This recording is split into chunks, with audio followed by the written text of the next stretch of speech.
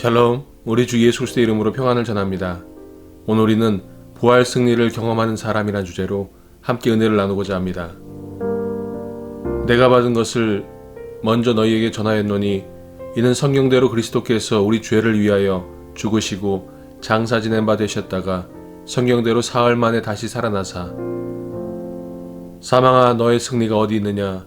사망아 내가 쏘는 것이 어디 있느냐?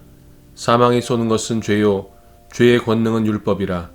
우리 주 예수 그리스도로 말미암아 우리에게 승리를 주시는 하나님께 감사하노니 그러므로 내 사랑하는 형제들아 견실하며 흔들리지 말고 항상 주의 일에 더욱 힘쓰는 자들이 되라. 이는 너희 수고가 주 안에서 헛되지 않은 줄 알미라. 예수님의 부활 소식은 큰 기쁨의 소식입니다. 할렐루야. 예수님의 부활 소식을 전해준 것은 천사들입니다. 천사가 들려준 부활 소식을 처음 들은 사람들은 여인들입니다. 천사가 여자들에게 말하여 이르되 너희는 무서워하지 말라. 십자가에 못 박히신 예수를 너희가 찾는 줄을 내가 아노라. 그가 여기 계시지 않고 그가 말씀하시던 대로 살아나셨느니라. 와서 그가 누우셨던 곳을 보라. 천사가 여인들에게 전한 소식을 보십시오. 그가 여기 계시지 않고 그가 말씀하시던 대로 살아나셨느니라. 천사가 여인들에게 예수님이 누우셨던 곳을 보라고 말합니다. 왜 누우셨던 곳을 보라고 말했을까요? 부활의 증인이 되기 위해서입니다. 증인이란 직접 보고 들은 것을 전하는 사람입니다. 부활의 증인들이 자주 쓰는 표현입니다. 우리가 부활하신 주님을 직접 보았다는 것입니다. 창에 찔리신 예수님의 옆구리를 직접 보고 만졌다는 것입니다. 직접 보고 직접 듣고 직접 경험한 사람이 증인이 됩니다. 천사가 여인들에게 부활의 기쁜 소식을 제자들에게 전하라고 말합니다. 또 빨리 가서 그의 제자들에게 이르되 그가 죽은 자 가운데서 살아나셨고 너희보다 먼저 갈릴리로 가시나니 거기서 너희가 배우리라 하라. 보라 내가 너희에게 일렀느니라 하거늘. 부활 소식을 듣고 현장을 본 여인들이 무서움과 큰 기쁨으로 빨리 무덤을 떠나 제자들에게 알리기 위해 달려갑니다. 여인들이 느꼈던 감정은 무서움과 큰 기쁨입니다. 그때 예수님이 여인들을 만나서 자신을 보여주십니다. 예수께서 그들을 만나 이르시되 평안하냐 하시거늘 여자들이 나아가 그 발을 붙잡고 경배하니 이에 예수께서 이르시되 무서워하지 말라. 가서 내 형제들에게 갈릴리로 가라 하라. 거기서 나를 보리라 하시니라. 여인들이 부활하신 예수님께 나아가서 그 발을 붙잡고 경배합니다. 부활하신 예수님은 경배를 받으시기에 합당하신 분입니다. 예수님께서 여인들에게 가장 먼저 하신 말씀이 무엇입니까? 평안하냐 그리고 무서워하지 말라는 말씀입니다. 부활하신 예수님이 여인들과 제자들과 우리들에게 주신 선물은 평강입니다. 여인들의 경배를 받으신 예수님께서 부활 승리의 소식을 제자들에게 전하라고 말씀하십니다. 예수님의 부활 승리는 어떻게 이루어진 승리일까요? 예수님의 부활 승리는 십자가에서 시작되었습니다. 최근 십자가 없는 승리주의를 비판하는 분들이 있습니다. 정당한 비판입니다. 예수님의 부활은 십자가에서 시작되었습니다. 성경은 부활을 증거할 때마다 먼저 십자가에 죽으신 것과 장사 지낸 바 되신 것을 먼저 증거합니다. 내가 받은 것을 먼저 너에게 전하였노니 이는 성경대로 그리스도께서 우리 죄를 위하여 죽으시고 장사 지낸 바 되셨다가 성경대로 사흘 만에 다시 살아나사. 십자가 없는 영광은 없습니다. 십자가 없이 부활은 없습니다. 십자가는 고난입니다. 십자가는 희생입니다. 십자가는 고통입니다. 십자가의 절망이 임했습니다. 칠흑 같은 어두움이 임했습니다. 십자가는 버림받는 곳입니다. 십자가의 저주가 임했습니다. 하나님의 진노가 임했습니다. 하나님의 심판이 임했습니다. 하나님의 형벌이 임했습니다. 예수님은 몸으로 그 모든 고난을 다 받으셨습니다. 십자가 나무는 벌거벗은 나무였습니다. 나목이었습니다. 그래서 바로 그 십자가 나무에 부활의 꽃이 피었습니다. 부활의 열매가 맺혔습니다. 부활의 생명은 이미 십자가에서 시작되었습니다. 예수님이 십자가에 흘려주신 피와 물을 보십시오. 우리에게 찢어주신 살을 보십시오. 피가 생명입니다. 생수가 생명입니다. 예수님의 살이 생명의 떡입니다. 예수님의 피와 예수님의 생수, 곧 성령의 생수와 예수님의 살, 생명의 떡이 없으면 우리는 영생을 얻을 수 없습니다. 나는 하늘에서 내려온 살아있는 떡이니 사람이 이 떡을 먹으면 영생하리라. 내가 줄 떡은 곧 세상의 생명을 위한 내 살이니라 하시니라. 예수께서 이르시되 내가 진실로 진실로 너에게 이르노니 인자의 살을 먹지 아니하고 인자의 피를 마시지 아니하면 너희 속에 생명이 없느니라. 내 살을 먹고 내 피를 마시는 자는 영생을 가졌고 마지막 날에 내가 그를 다시 살리리니. 이 말씀에서 주목할 말씀이 요한복음 6장 54절의 말씀입니다. 내 살을 먹고 내 피를 마시는 자는 영생을 가졌고 마지막 날에 내가 그를 다시 살리리니. 다시 살리는 역사가 바로 부활입니다. 예수님이 십자가에서 흘리신 피와 희생당하신 그 몸, 바로 그 살이 우리에게 영생을 주고 우리를 다시 살리는 것입니다. 우리가 예수님을 믿는 순간 우리는 예수님과 함께 십자가에 죽고 예수님과 함께 다시 살아납니다. 우리 안에는 십자가와 부활이 함께 역사하고 있습니다. 그러므로 우리가 그의 죽으심과 합하여 세례를 받음으로 그와 함께 장사되었나니 이는 아버지의 영광으로 말미암아 그리스도를 죽은 자 가운데서 살리심과 같이 우리로 또한 새 생명 가운데서 행하게 하려 함이라. 만일 우리가 그의 죽으심과 같은 모양으로 연합한 자가 되었으면 또한 그의 부활과 같은 모양으로 연합한 자도 되리라. 우리가 그리스도와 함께 십자가에서 죽고 부활했지만 우리는 여전히 이 땅에 사는 동안 우리 각자의 십자가를 지고 예수님을 따라가야 합니다. 또 우리에게 이르시되 아무든지 나를 따라오려거든 자기를 부인하고 날마다 제 십자가를 지고 나를 따를 것이니라. 헨리 블랙커비의 말에 귀를 기울여 보십시오. 십자가가 없다면 기독교 신앙도 존재하지 않는다. 왜냐하면 당신의 십자가를 지지 않고서는 예수님의 제자가 될 수 없기 때문이다. 예수님이 십자가에서 깨어지시고 부서지심을 통해 우리를 구원하는 보혈과 생수가 흘러나왔습니다. 부서짐은 망가짐이 아닙니다. 부서짐은 열림입니다. 파커 제이 파머는 모든 것의 가장자리에서 라는 책에서 고통의 신비를 이야기합니다. 좋은 소식을 하나 드리자면 고통은 죽음이 아닌 생명을 가져다주는 무언가로도 변형될 수 있다는 것입니다. 이 나이가 되니 자기 생에 가장 사랑스러운 사람을 잃고 고통받아온 사람들을 저는 많이 알게 되었습니다. 처음에 그들은 깊은 슬픔에 잠깁니다. 다시는 가치 있는 삶을 살 수 없으리라고 확신하면서요. 그러나 그들은 서서히 한 가지 사실을 깨달아갑니다.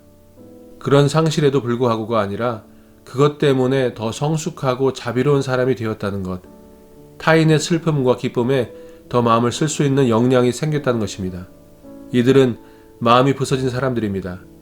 한데 그들의 마음은 부서져 조각난 것이 아니라 부서져 열린 것입니다. 하나님의 말씀은 놀라운 능력입니다. 하나님은 말씀으로 천지를 창조하셨습니다. 말씀으로 우리를 거듭나게 하십니다. 말씀은 우리를 소생케 하는 능력입니다. 말씀은 치유하는 능력입니다. 바울은 예수님이 부활하신 것은 성경대로라는 사실을 강조합니다. 성경대로 우리 죄를 위해 죽으시고 성경대로 사흘 만에 다시 살아나신 것입니다. 내가 받은 것을 먼저 너희에게 전하였노니 이는 성경대로 그리스도께서 우리 죄를 위하여 죽으시고 장사 지낸 바 되셨다가 성경대로 사흘 만에 다시 살아나사. 천사가 여인들에게 전해준 부활 소식을 기억하시는지요? 그가 여기 계시지 않고 그가 말씀하시는 대로 살아나셨느니라. 예수님은 베드로의 신앙 고백을 들으시고 분명히 많은 고난을 받으시고 죽임을 당하신 후에 제3일에 살아날 것을 말씀하셨습니다. 이때로부터 예수 그리스도께서 자기가 예루살렘에 올라가 장로들과 대제사장들과 서기관들에게 많은 고난을 받고 죽임을 당하고 제3일에 살아나야 할 것을 제자들에게 비로소 나타내시니, 그런데 제자들은 예수님의 말씀을 기억하지 못했습니다. 십자가에서 그들은 두려워했습니다. 두려움이 예수님의 말씀을 망각하게 만들었습니다. 또한 그들은 예수님이 십자가에 죽으셨다가 다시 살아나신다는 것을 생각조차 할 수 없었습니다. 그들은 예수님이 죽은 나사로를 말씀의 능력으로 다시 살리신 것을 보았습니다. 하지만 예수님이 죽으신다면 누가 예수님을 다시 살린다는 말입니까? 우리는 두려움을 경계하고 두려움을 이겨내야 합니다. 왜냐하면 두려움은 우리 생각을 마비시키고 우리 믿음을 약하게 만들기 때문입니다. 우리가 마땅히 기억해야 할 것을 기억하지 못하게 만들기 때문입니다. 두려움이 엄습하면 믿음이 약해집니다. 믿음이 강해지면 두려움은 사라집니다. 믿음은 말씀을 듣고 말씀을 기억할 때 강해집니다. 두려움은 생각에서 시작됩니다. 그러므로 우리는 모든 생각을 사로잡아 그리스도에게 복종시켜야 합니다. 하나님이 아는 것을 대적하여 높아진 것을 다 무너뜨리고 모든 생각을 사로잡아 그리스도에게 복종하게 하니, 그래서 성경은 거듭 두려워하지 말라고 말씀하십니다. 담대하라고 말씀합니다. 하나님을 의지하라고 말씀합니다. 말씀이 역사할 때 부활의 능력을 경험하게 됩니다. 인간은 태어나면서 놀라운 성장을 경험합니다. 하지만 어느 시점에서 점점 그 생명력이 약해집니다. 때로는 병들기도 합니다. 노화 현상이 일어납니다. 싱싱했던 과일과 야채도 시간이 지나면 점점 부패하게 됩니다. 나중에는 썩게 됩니다. 이런 현상을 엔트로피라고 말합니다. 엔트로피란 물질 세계가 무질서 상태로 변화되는 흐름을 표현하는 단어입니다.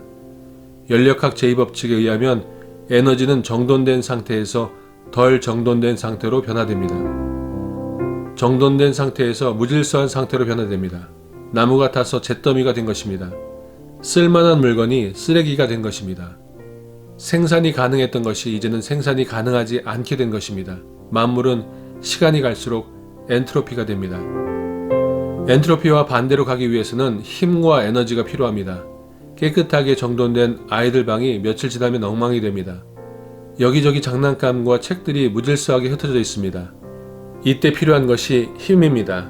어머니가 와서 자녀에게 한마디 합니다. 빨리 방 정리를 하라고 말합니다. 방 정리를 잘하면 용돈을 주겠다고 말합니다. 그 말을 들은 자녀가 방을 정리정돈합니다. 그러면 처음 상태로 돌아오게 됩니다.